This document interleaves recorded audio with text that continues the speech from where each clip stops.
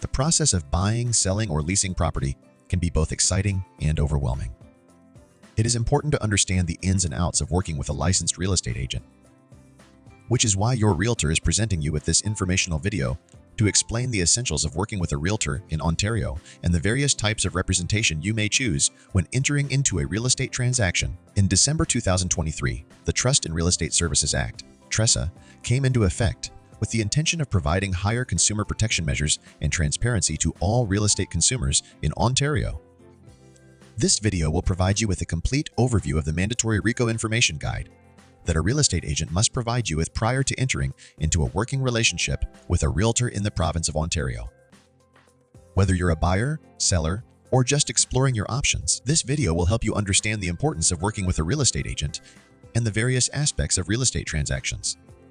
You have most likely received this informational video from a real estate agent because you are considering receiving services from a real estate agent, or the agent is representing the other client in the transaction, and you might receive assistance from the agent.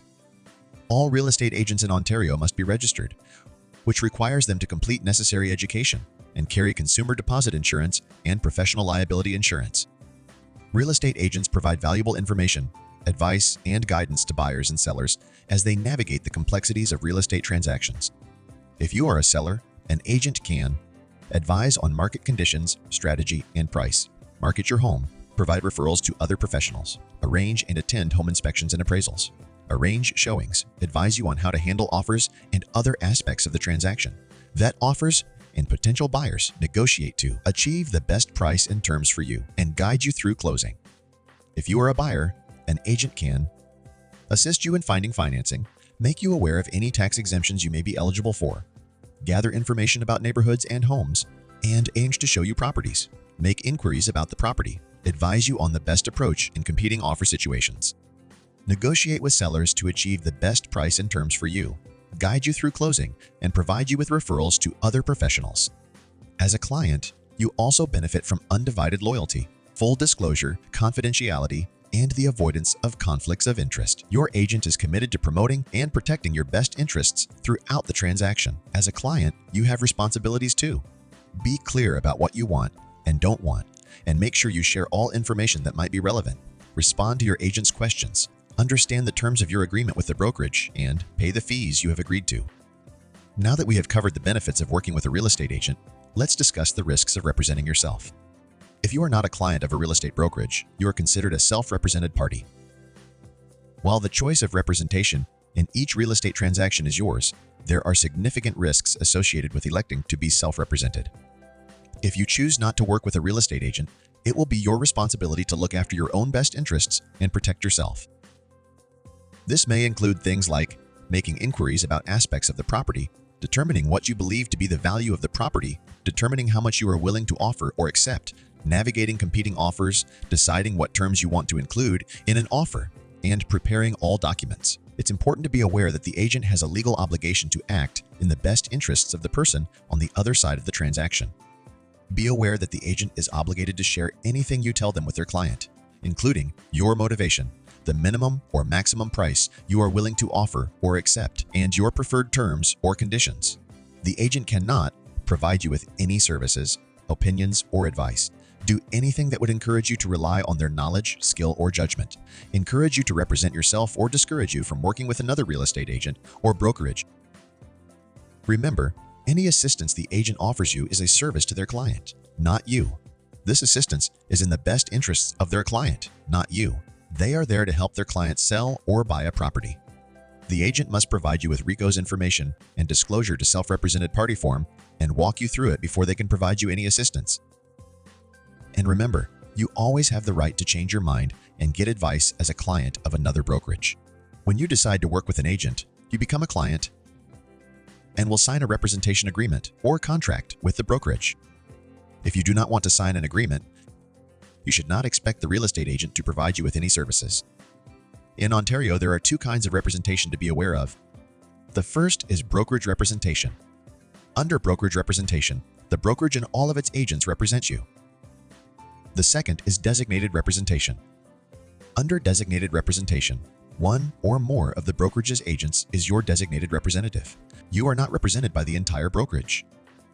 Your representation agreement must be presented to you in writing and should describe the duties owed to you, the services you will receive, your rights and responsibilities, what you will pay, and specific terms of the agreement, including how long the agreement will last and whether you can cancel it.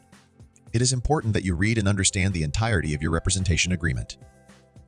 Here are some things you should look for: the name of your designated representative, the scope of your agreement, the services you will receive, payment amount and terms, and how this differs if you are a seller or if you are a buyer. Any termination provisions, expiry date of the agreement, and any holdover clause. After reviewing your agreement, if you have any questions, be sure to consult with your real estate agent.